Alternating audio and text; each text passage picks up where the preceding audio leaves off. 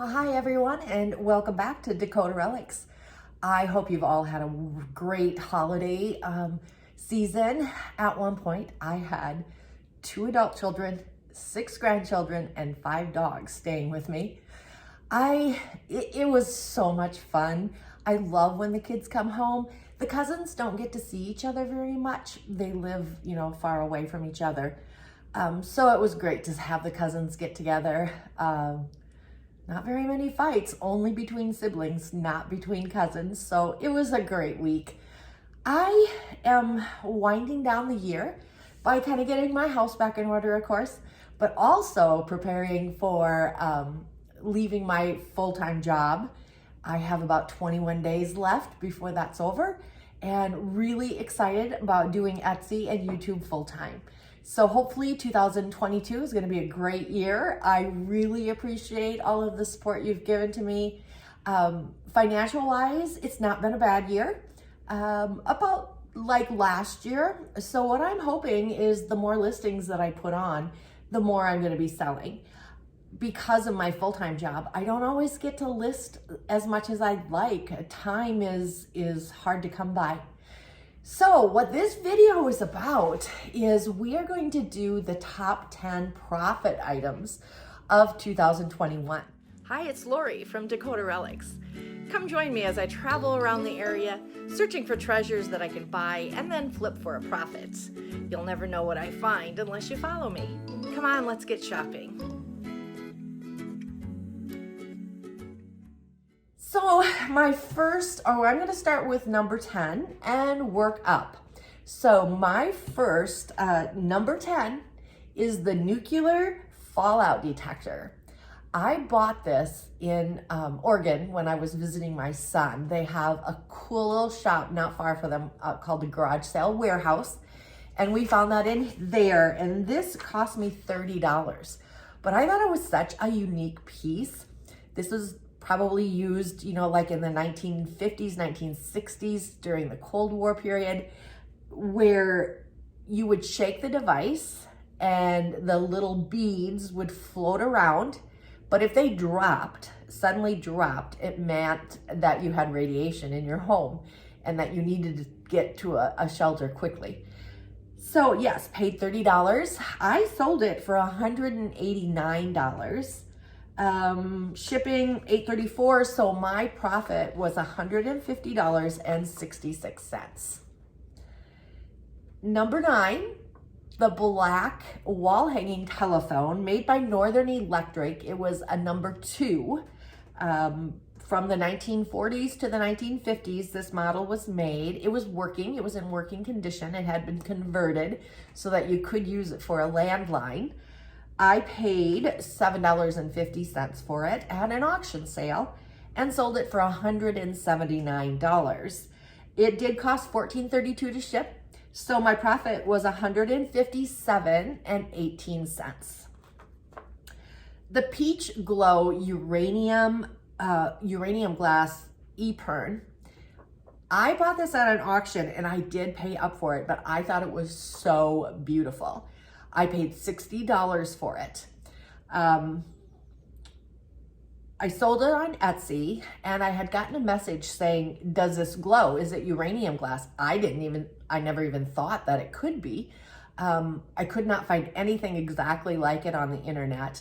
I did decipher that it was probably a piece of European glass. I don't know if it was Czech, Polish, I'm not even sure English. But when I did give it a quick look under the black light, it really glowed. So this item sold for $239. Like I said, I paid $60 for it. Shipping was $11.58. So my profit was $167.47. Number 7, I bought this at a thrift store here in Sioux Falls. It was a good price. It was only $10.50. It's a teapot and a covered sugar bowl. It's one of my favorite thrift stores. I have noticed that their prices are starting to go up now, but back when I bought this, everything was so reasonably priced. So I did pay, like I said, $10.50. I sold it for $189, $12.70 shipping. And so my profit was $167.80. So this next, number 6, I bought at a church rummage sale. They actually had a room set aside that was like their boutique room, and they had like fancier items in there, and these porcelain carolers were in that room. I only paid $12 for them. It was a mom, a dad, a boy, and a girl, dressed kind of like in the Victorian era clothing, but they were really in great condition. I sold these for $199, but the person that bought them actually was in England, and I said that I would not pay shipping to England, so she paid the shipping, and my profit then was $187. This was probably one of my more favorite things. Number 5, the uranium glass Art Deco lamps. Picked these up at a garage sale for $20, $10 each. And they sold for $245. With $16.40 shipping, I made a profit of $208.60. Wish I could find more of those. This is an interesting item.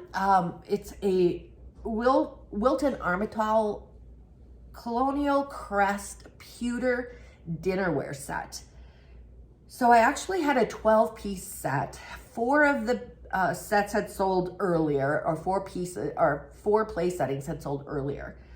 But this one person bought 8 place settings, and in a place setting there was a dinner plate, a bread plate, and a salad plate, and a stew bowl.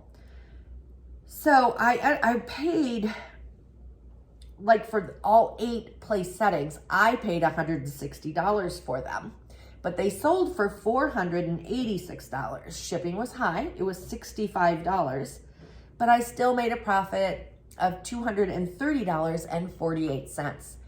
This set of dinnerware actually went to a production company and is going to be, it was a HBO special that is coming up in the spring, and I knew the name of it at one time but don't now, but it would be fun to see this on that HBO special. So number 3, the Tom Clark alphabet gnomes. I bought this at the church at the flea market in September. It was a terrific deal. I paid $40 for 27 gnomes and the display case. They ended up selling for $425. It was the shipping was $29.33. And so I made a profit of $355.67.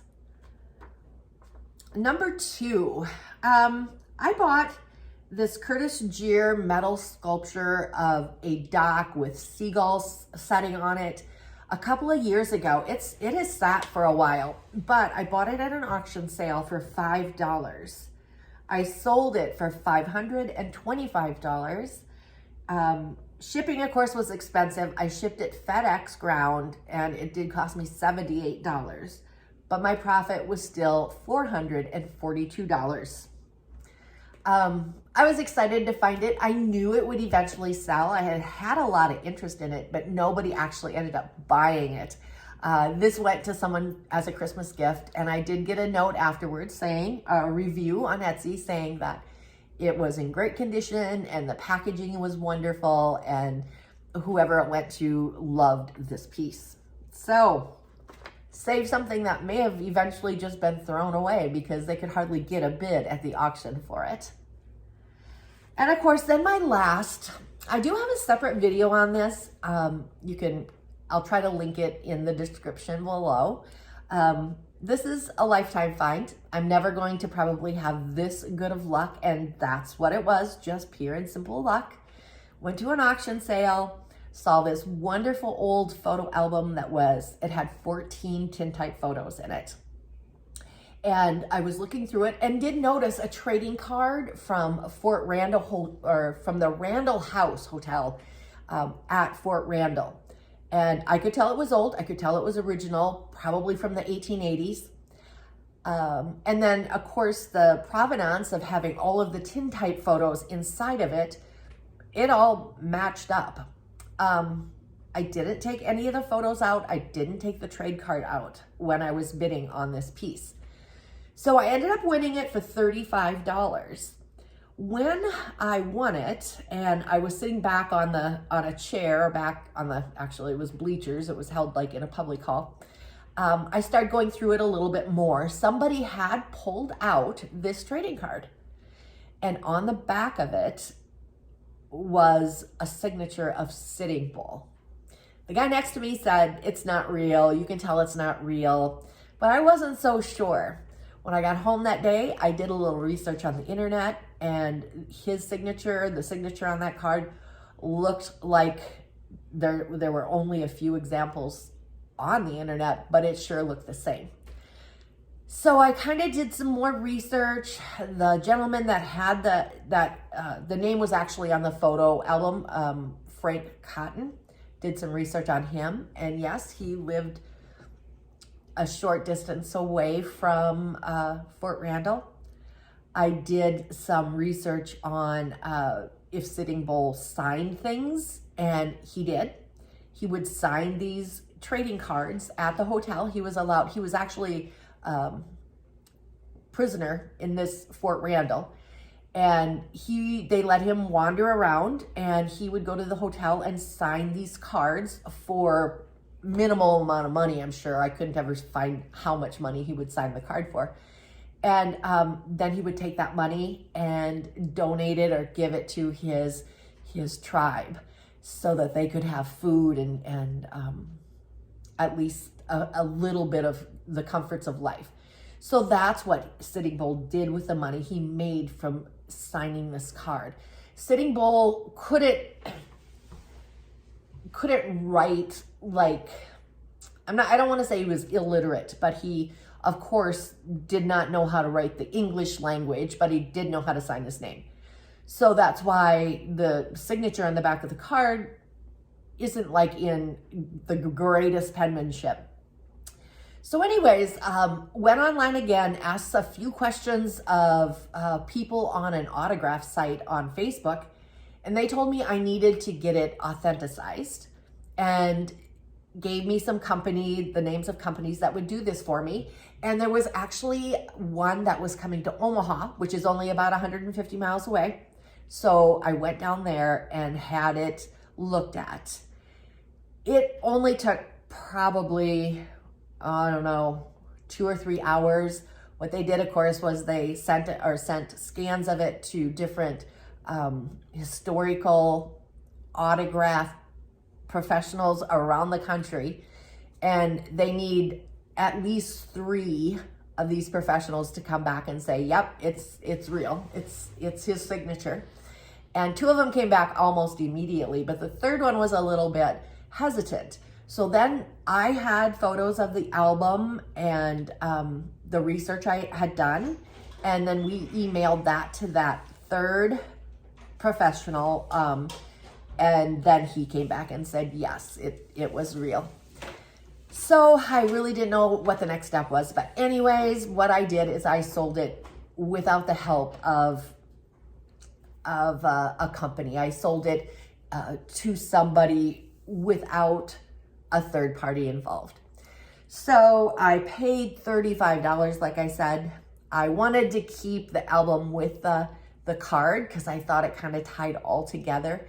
And I sold it to a gentleman in New York City, or in New York, I should say, for $6,250.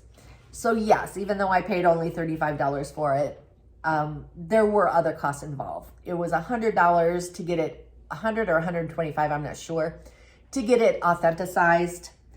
When I shipped it, it was a lot of shipping because I had to put insurance on it in case it was lost in the mail. So, I mean, I think it was like $250 to ship. But no matter, I still made over $5,500 on this one piece. And like I said, it was mostly luck, but if I wouldn't have had it checked out, if I wouldn't have taken the steps to do the research, I could have sat in that album. I could have sold the album to somebody for $150 and then they would have made the profit on it. So I'm happy with it. It's probably going to be one of the highest profit items I'll ever find. So that wraps up 2021. Like I said, I am so excited about doing this full time. I am so ready to have a job that I love, that I wake up in the morning and it's going to be fun going to work, because there's nothing about selling on Etsy or doing YouTube videos that I don't like to do. Even the shipping is kind of fun for me. So I hope you all have the best New Year's ever, and hopefully soon I'll get back to the once a week video, and maybe at some point I'll even do like a Wednesday and a Sunday video. So Happy New Year. I wish the best for everyone out there. I am hoping that 2022 is going to way surpass 2021 as far as my business and my health and everything. And I hope the same for you and yours. All for now. We'll see you next week.